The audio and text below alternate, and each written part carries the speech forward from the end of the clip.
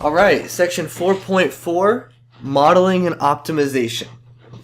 So before we even start doing any problems, I want to walk through a strategy for solving max and min problems. So as I'm talking about these, you can go ahead and write them down.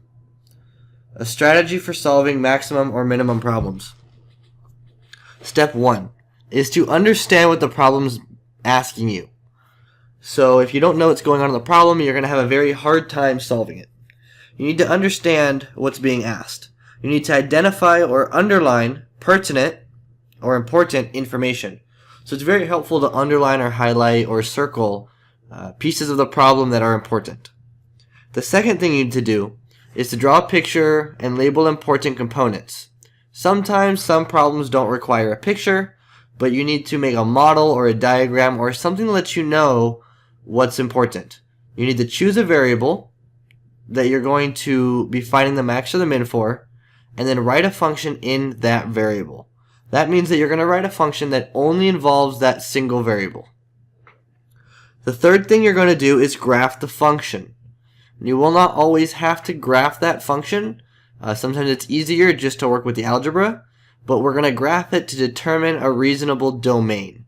If you can do the domain without graphing, that's also fine. The fourth thing is to identify critical points and endpoints.